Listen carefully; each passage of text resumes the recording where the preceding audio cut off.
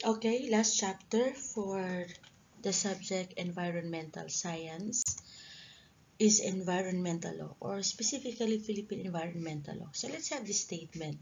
What do you have when you have a lawyer up to his neck in cement? No, in Tagalog, anong meron ka o anong kulang pag mayroong isang abogado na mayroong semento hanggang sa kanyang leeg?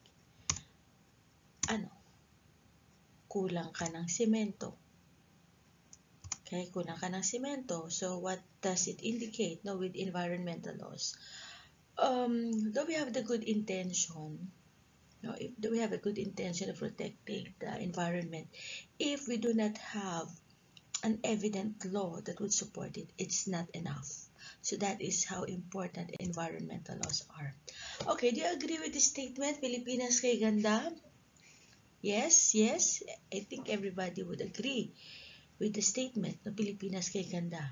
But can we still use the slogan if we see this kind of environment? So this is one of our steros in Tondo. You cannot see anymore the water, but it's all garbage. Okay? So there is really a need no, of protecting our environment. So prior to the existence of environmental laws, the environment was severely degraded. So there's a need for regulation.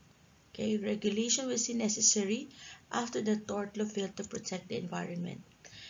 It's because of some of our philosophies, like the tragedy of the commons, wherein freedom in the commons brings ruin to all. So um, everybody's exercising their own freedom, and it is the environment that is suffering much.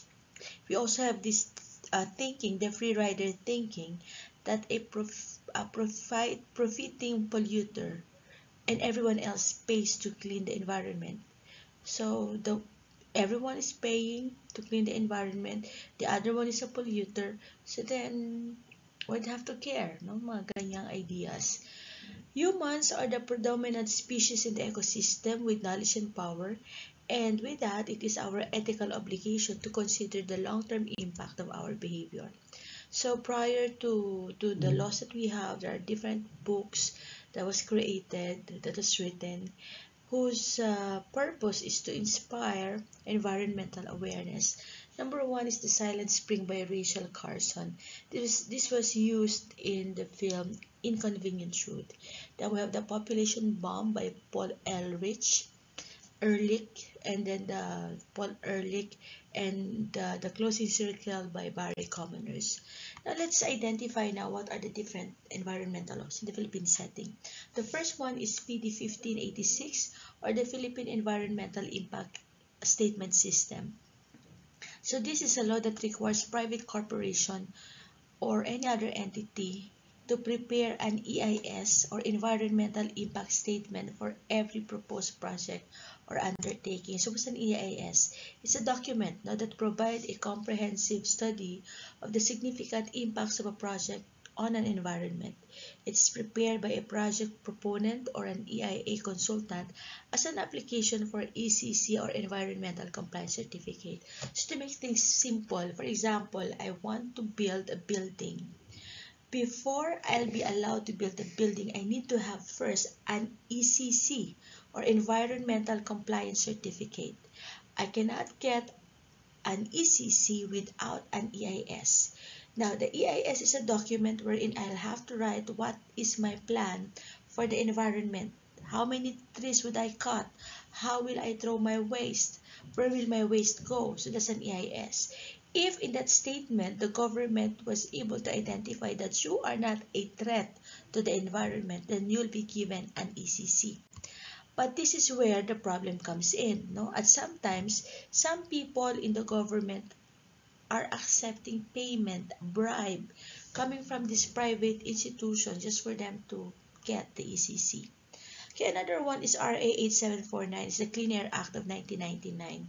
So this law provides a comprehensive air quality management policy and program that aims to achieve and maintain healthy air for all Filipinos. Here, the country is divided into different airsheds based on climate, weather, meteorology, and topology.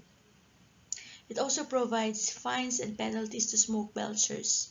It provides a policy for the complete phase out of leaded gasoline and stationary sources or factories must comply with the National Emission Standard for Source-Specific Air Pollutants or NESAP and the National Ambient Air Quality Standards. Then we have the RA 9275 Philippine Clean Air Act of 2004. It aims to protect countries' bodies of water from land-based pollution sources. Then discharges of wastewater shall be controlled. Owners of companies or factories needs to get a permit from EMB or LLDA. And also domestic wastewater will be addressed accordingly. Now these different factories need to have their wastewater tested from laboratories of EMB or LLDA before they allowed to throw or dispose their wastewater into the Laguna Lake or the Pasig River. RA 6969 or the Philippine Toxic Substances and Hazardous and Nuclear Waste Act.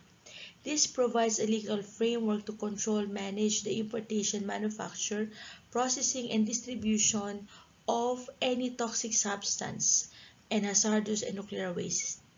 The DNR issues a CCO or Chemical Control Order to limit or regulate use of toxic waste. And there are 5 toxic chemicals that are covered by the CCO: mercury, cyanide, asbestos, ozone, depleting substances, and polychlorinated biphenyls. For example, I am a scientist. I will be using a mercury. I cannot buy it easily. I need to acquire a chemical control order. It's issued by the DNR.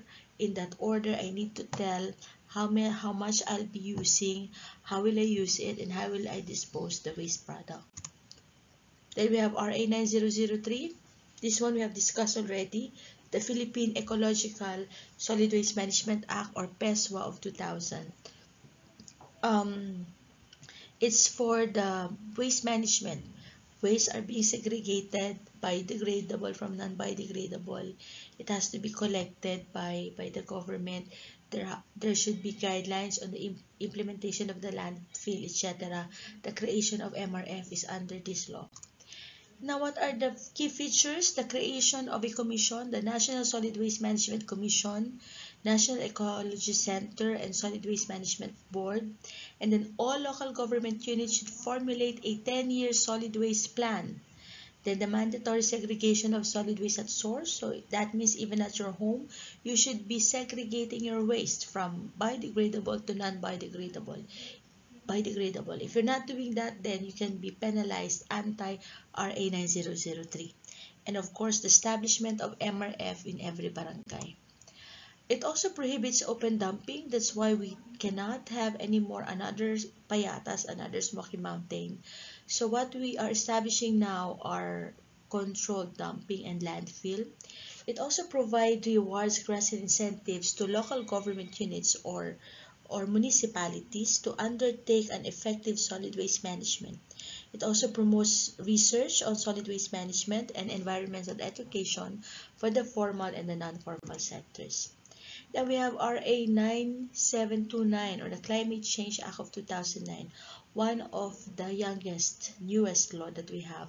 It aims to integrate the concept of climate change in the policy formulation and development plans of all government agencies and units, and the creation of the Climate Change Commission. So what does this mean?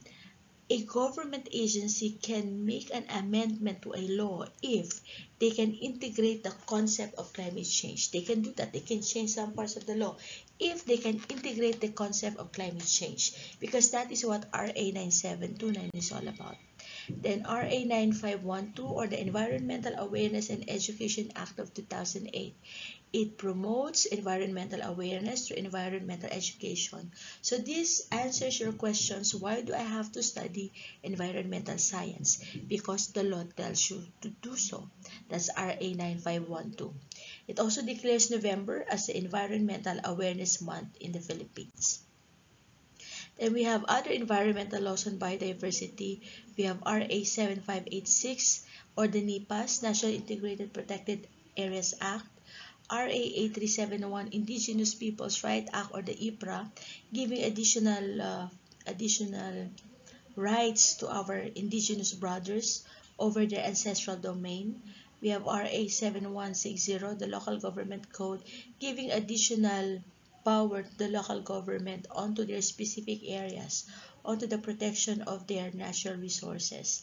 RA 8550, Philippine Fisheries Code of 1998, RA 9147, Wildlife Resources Conservation and Protection Act, then RA 9072, the National Caves and Cave Resources Management and Protection. Now, aside from the laws that we have in the Philippines, the concern in the environment have been also an issue among different countries. So then came these international treaties and protocol. So many of these accords reflect a new concept of international law and diplomacy, which is the precautionary principle. The idea here is that if there is a reasonable likelihood that certain actions may result in serious harm, then it has to be restrained before a great damage is done. So sa Tagalog, bago pa mangyari, gagawa na tayo ng paraan, no, para hindi siya mangyari. That great damage. So what are some examples of this international treaties or protocol? We have the Kyoto Protocol, 1997. It happened in Kyoto, Japan. So it's about the climate change. It's a convention, a UN Framework Convention on Climate Change, wherein it assigns or it sets a limit for the reduction of the greenhouse gas emission to the signatory nation. A major component of the Kyoto Protocol is a commitment, of the reduction of the greenhouse gas emission by 5.2% below 1990 levels by 2012. Okay?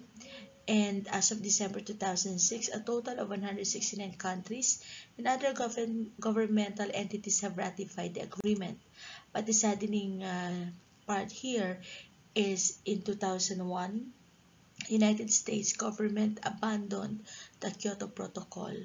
And in fact, the greenhouse gas emission of US rose by 16% from 1990 to 2001. So instead of reduction, they have added pa their greenhouse gas emission. Then we have the Stockholm Convention. It's a convention on persistent organic pollutant. So onto the desire on the reduction of persistent organic pollutant. We have the Montreal Protocol. It's in Montreal, Canada, on substances that deplete the ozone layer. So it's a protocol to the Vienna Convention for the protection of the ozone layer. Then, so that's for the CFC.